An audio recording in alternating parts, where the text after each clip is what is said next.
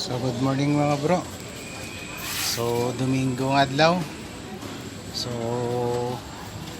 sa merkado tinda diri so wala mga tao.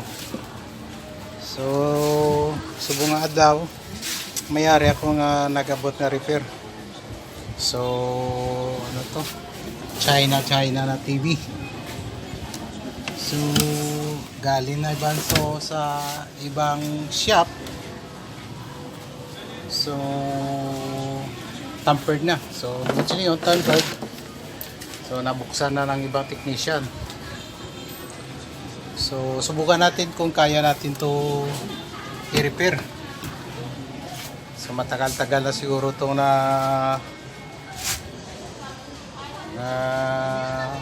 binulan na wala nakaandar.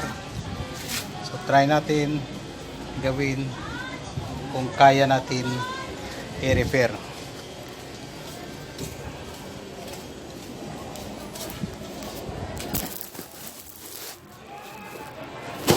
Bro.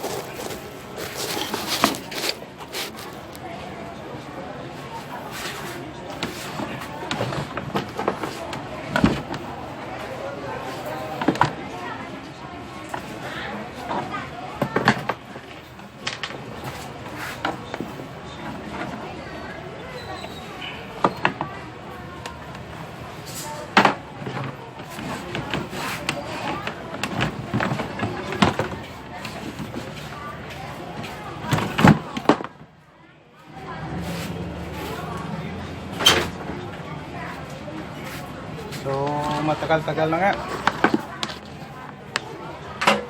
So hindi na buksan. So makikita natin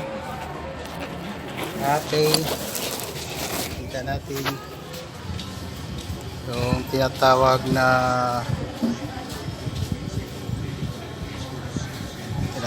na mga parts of TV. So tinatawag natin nga anode cap. So tinatawag na anode cap. Yun tinatawag natin na high voltage for the 18,000 volts or 20 kV. Then is represented by yoke deflection. Tinatawag natin nga yoke deflection, that is represent kombinado sa duha ka coil. So ari diri ang horizontal, then ang vertical deflection coil. So there are two kinds of division of coil. So ang sa upper portion na mong ginatawag natin nga vertical deflection, then ang sa sulod nga portion so mong ginatawag natin nga horizontal deflection coil. So pwede na itong tingnan. Okay. Remove. So simple lang mag-remove. Okay.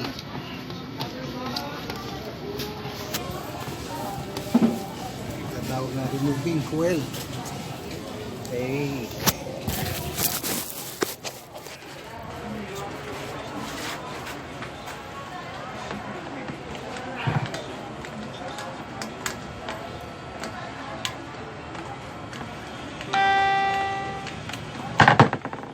Before kita mag-proceed to sa troubleshoot, ito muna itong tawag na itong turn. So,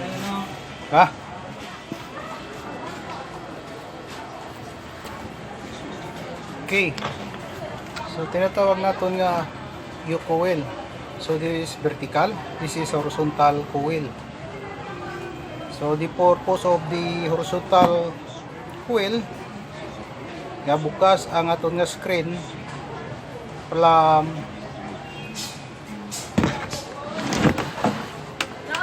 left may and puso, hindi ka na nga iyasang pang-LED na remote. why? Wala mo ko to, iya lang ka-iso ako. Why ko gisubong pa? 450 na nabiga ko. Oh, sige lang. So, ginatawag na ito na from so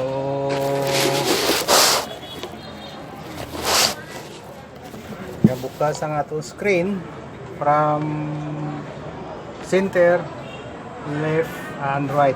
Paganoon. Yan ang vertical depletion coil from center up and down. So amo na function sa aton nga depletion yoke. So ang TV, television, tinatawag na television. Duwa man ka machine na, duwa ka function. So tinatawag naton nga television. So ang tele, it's mean audio. Then ang vision, it's mean video or moving picture. Okay. So tinatawag natin yung main boards. So tinatawag natin nga CRT. It's mean CRT cathode ray tube. CRT nick. Flyback.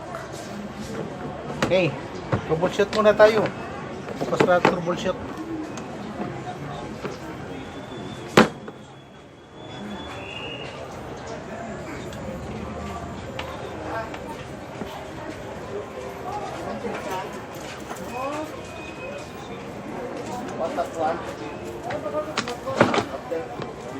Tayo.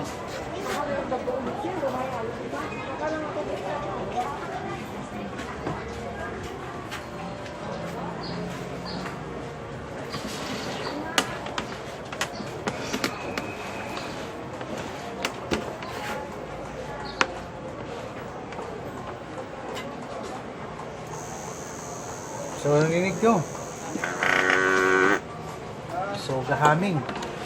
So, it's mean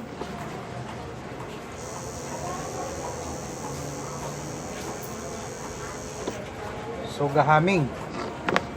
So, may problema talaga. Gahaming. So, may short circuit. Short circuit. Short circuit.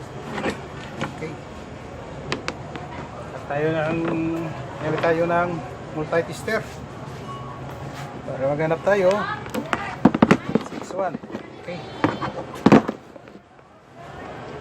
And then sa ground, ilagay natin sa common ground. Kapin natin yung ground. Okay, bago muna tayo mag-ground, so i-discharge muna natin muna yung aton e-cap capacitor. Para hindi tayo ma-shock, may kuryente ito.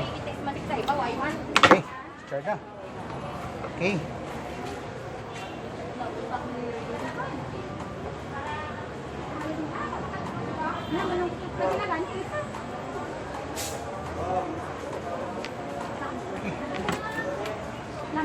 Wala namang short. Okay. Try muna natin voltage checking. May problema yung yoke natin. So yoke, baka may problema yung yoke. Shoot. Okay.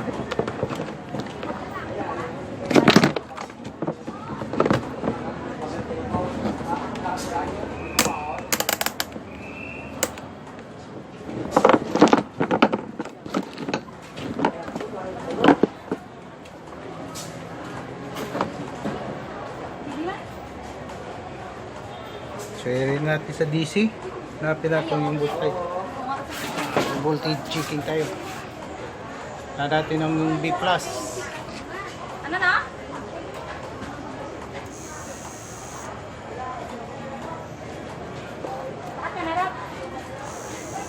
So, ga-drop. So, it's mean may problema. So, may short ang aton nga coil or deflection yoke. Tanggalin natin to. Yung horizontal output, yung horizontal coil. Okay.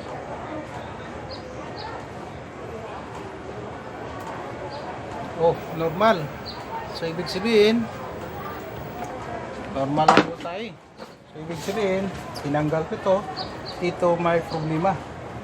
So, before ito ma-proceed, palitan man natin to, baka ito lang sira.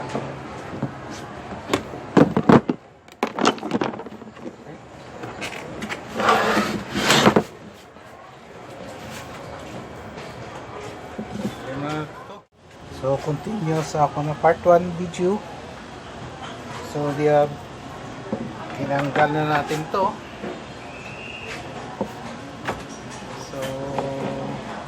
hanap tayo ipalit dito. So tinatawag natin nga induction transformer or tinatawag natin nga chopper transformer. So ginagamit natin sa mga inverter.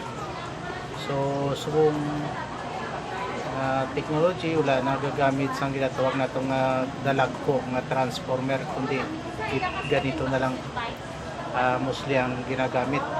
So chopper transformer. Okay, hanap tayo. Mayroon ako dito.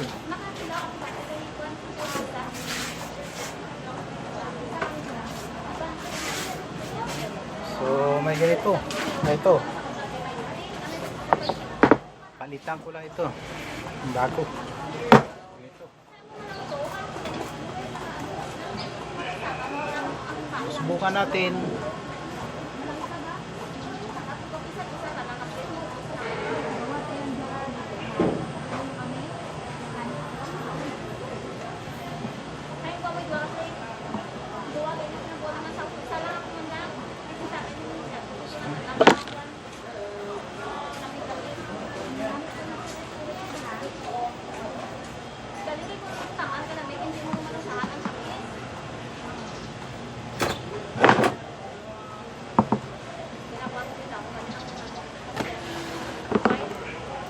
Ito ang sira.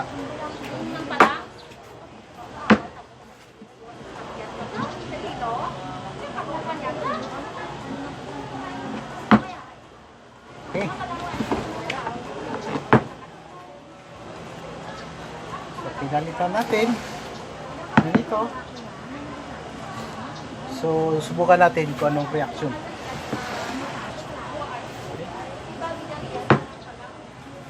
Lag muna tayo. Observe.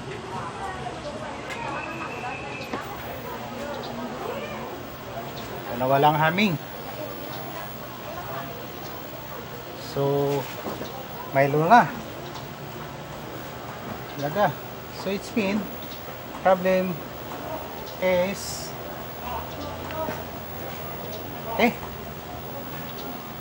yan lang talagang ito. Pinalitan ko. Okay. So, may konting parallel line. So, buwan natin adjustin. Mawawala yan. Okay. Pang trouble naman yan. Mukha natin may lagyan ng signal.